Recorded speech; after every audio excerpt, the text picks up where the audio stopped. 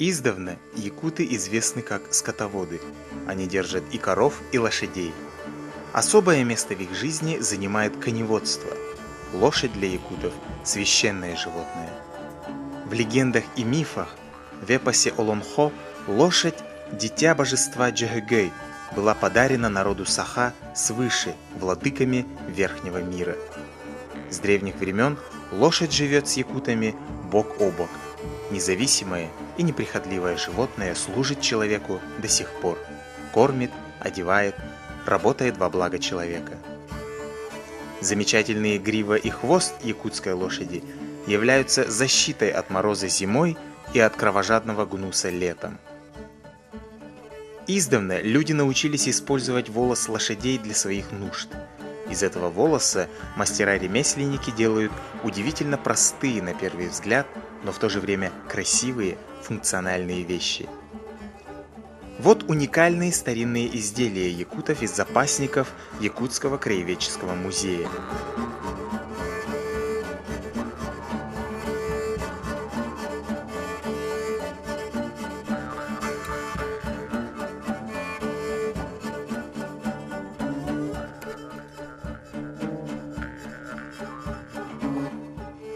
Это знаменитый сюрё, коврик-циновка.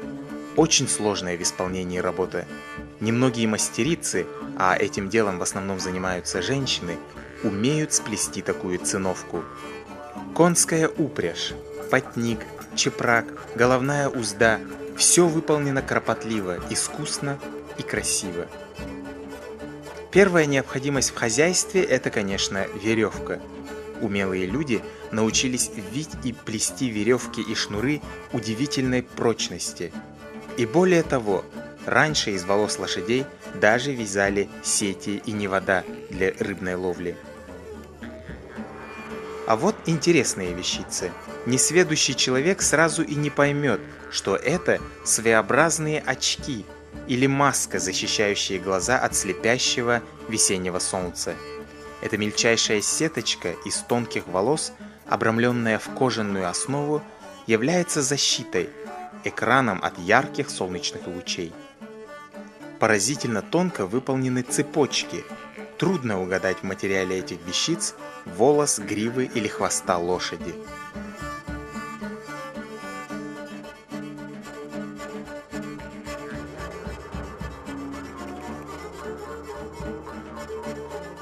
Этот же материал использовали при сшивании берестяной посуды. Сейчас ремесло плетения и вязания из конского волоса возродилось и развивается, перерастая в искусство. Мастериц, которые профессионально занимаются этим интересным и уникальным делом, в Якутии можно пересчитать на пальцах. Сегодня мы приоткроем некоторые секреты мастерства плетения из конского волоса.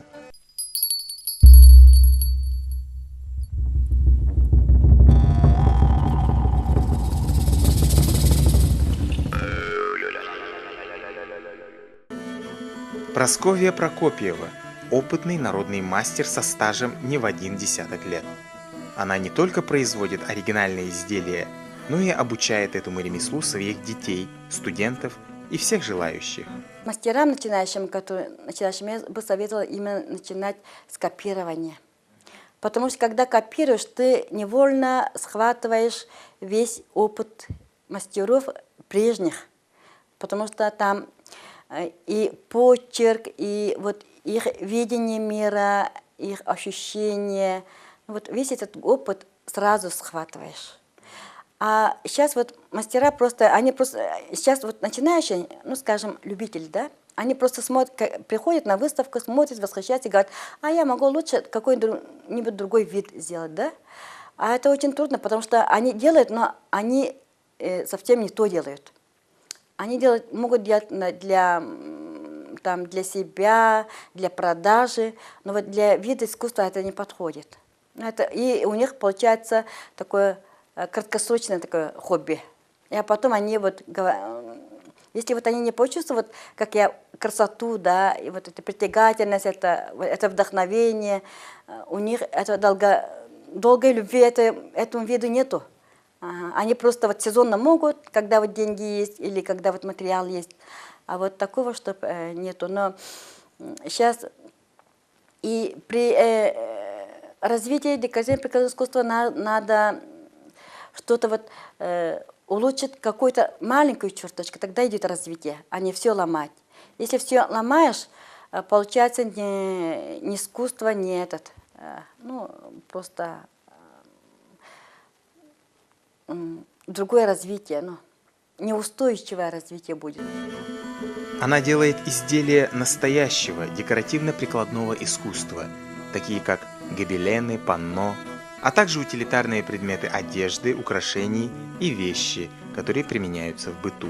Вот я изучала вот древние работы, да, по музеям ходила, и вот именно внесла вот свою технологию, так скажем, да, просто.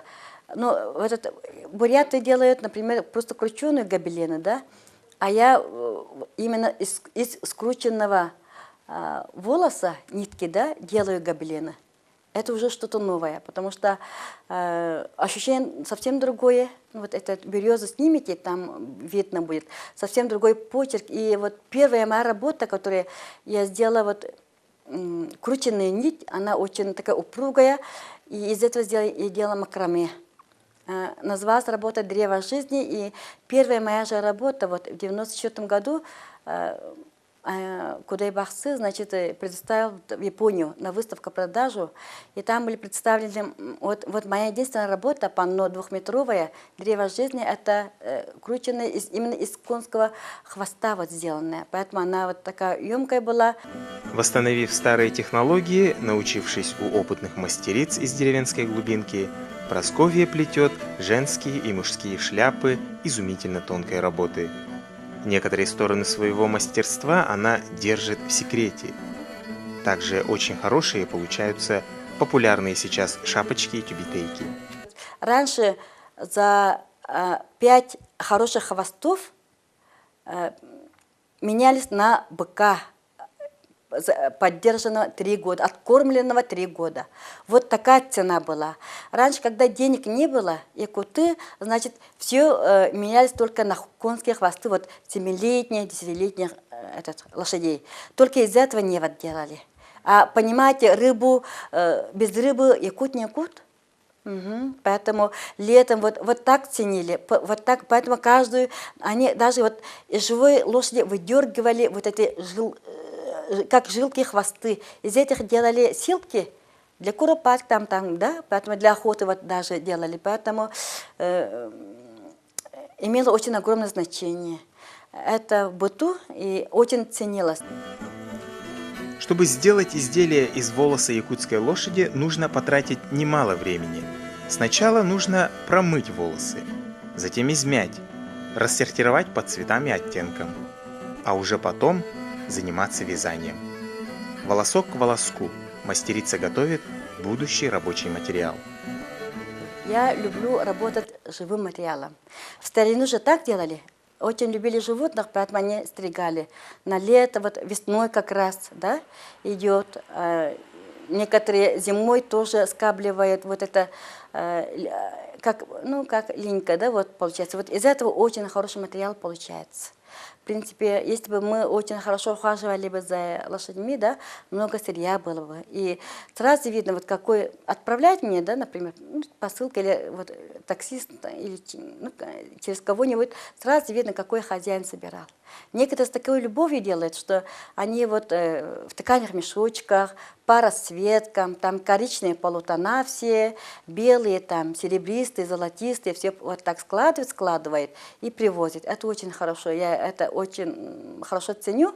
А когда просто так говоришь, они и могут нужда заставлять, наверное, мешок-то в пуль, что угодно там могут положить, да. Один хороший хвост могут отрезать на 2 разных, и материал испорчен, там очень хороший, там отрезать 2, чтобы получить по одной, да, получается. Вот это у нас как будто, это показывает свои человеческие качества, да, людей.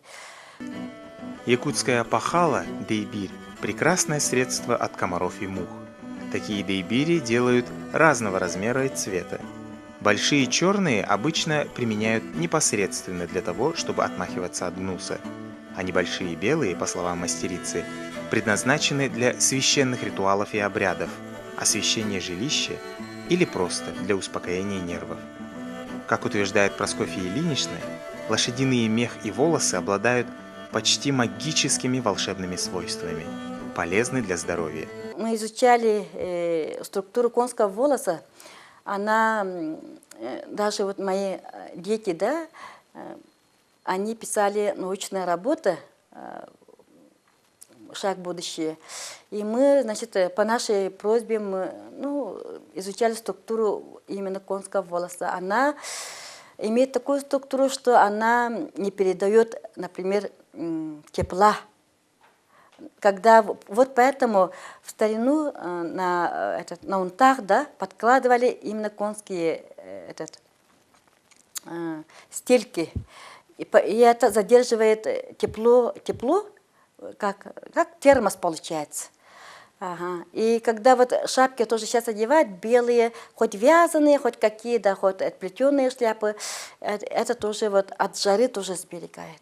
Это точно установлено, но сейчас я вот именно занимаюсь наукой, пишу кандидатскую и еще именно вот изучаю свойства конского волоса. Ну, хотелось бы в будущем это как-то запатентовать, что ли, исследование, да? И это тоже неизведанный такой материал. Например, она делает такие теплые стельки. Они не впитывают влагу и очень теплые. Рыхло связанные мочалки – очень удобные и практичные вещи. Многие предпочитают их для мытья в бане или в ванной. Отлично массирует тело. Искусно сплетенная циновка из волос лошадиного хвоста – образец высокого мастерства. Орнаментальные полосы лаконичны, гармонично подобраны по цветовому сочетанию. Внедряя новые элементы техники и материалы, мастерица расширяет возможности своего творчества. Начиная с маленьких украшений бижутерии, заканчивая крупными панно, все работы несут в себе что-то необычное и отличное от основной традиционной линии.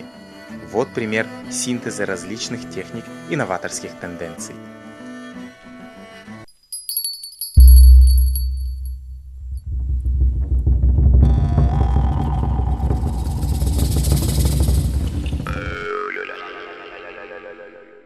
На Западе, да, знаете, по-разному. Потому что если это французы, то они сразу морщатся. Потому что у них партия зеленых, они, как сказать, им это неприемлемо. Ну, совершенно нормально и очень хорошо, допустим, эти американцы, там, немцы. Как мы уже сказали, такое ремесло становится уже частью высокого прикладного искусства. Художник Надежда Федулова, которая, являясь, собственно, живописцем, обратилась к такому творчеству, как вязание гобеленов из конского волоса. Вот уже более 20 лет она занимается этим делом. Я делаю гобелены, у меня в последнее время последний большой заказ – это Институт гуманитарных исследований, они заказывали большой гобелен, где-то 2,40 на 2 я вязала на тему писаниц.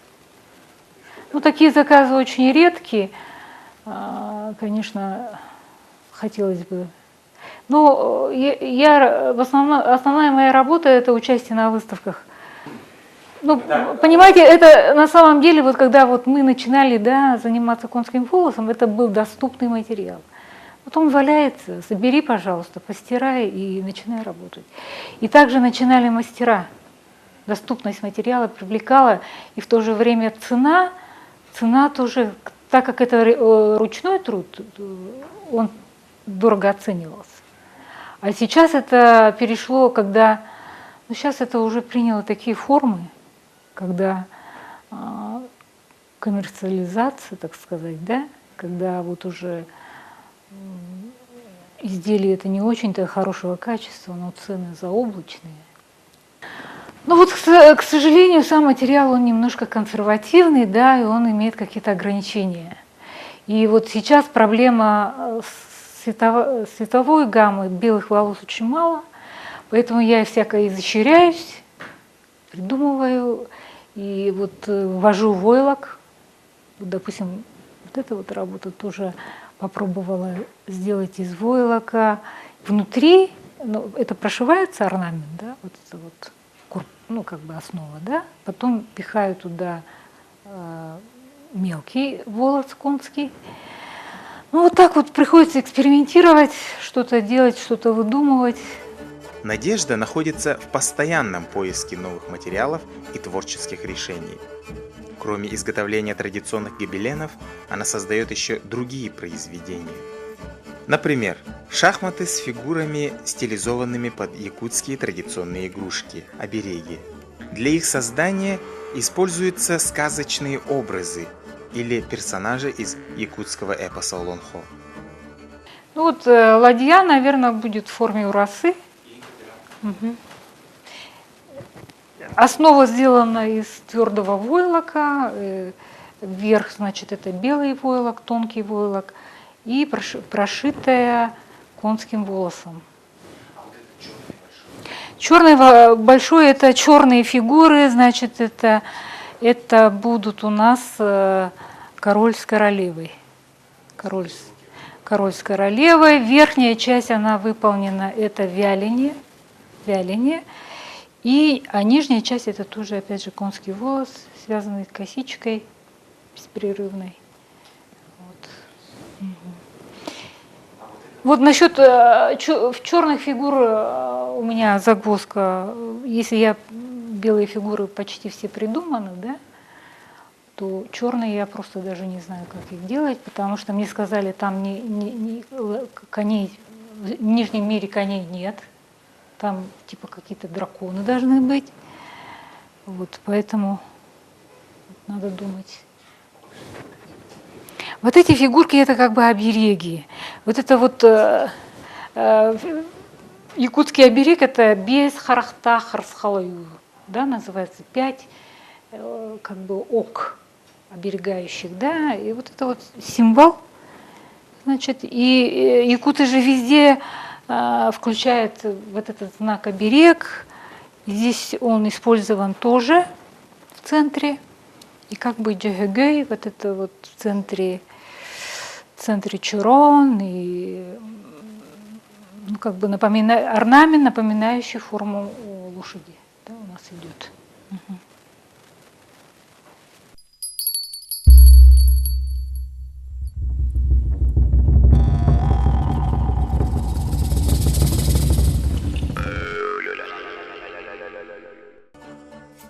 Татьяна Макарова приехала в Обый, окончив художественное училище в Якутске. К ремеслу плетения и вязания из конского волоса она пришла не так давно.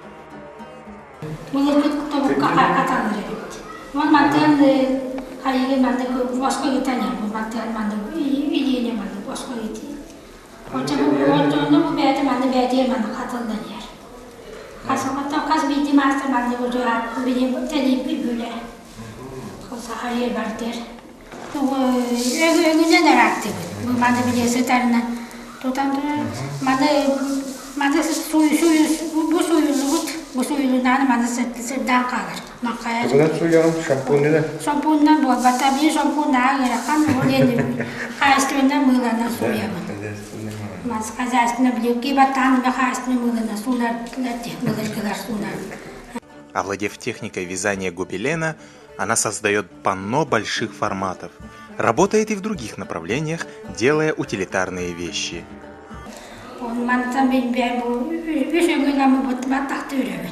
Atamalı kaydak sığıran mı? Onu bana ben bana ver.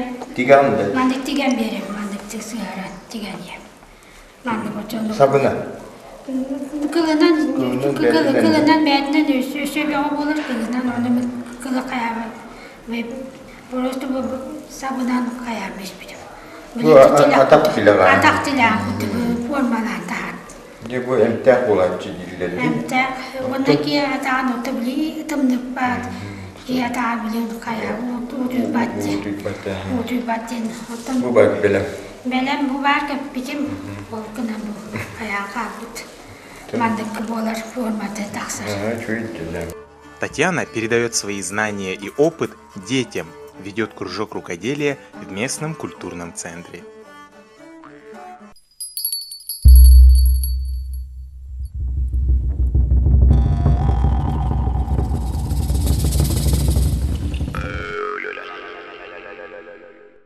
Изделия из конского волоса, сумки, шляпки, панно, ковры очень популярны и в последнее время все больше пользуются спросом у якутян и туристов.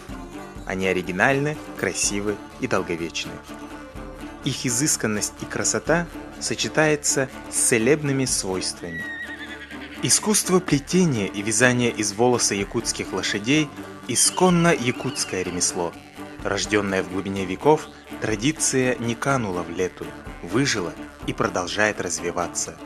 Опыт и умения передаются молодым, связь поколений остается неразрывной и прочной, как веревка, сплетенная из конского волоса.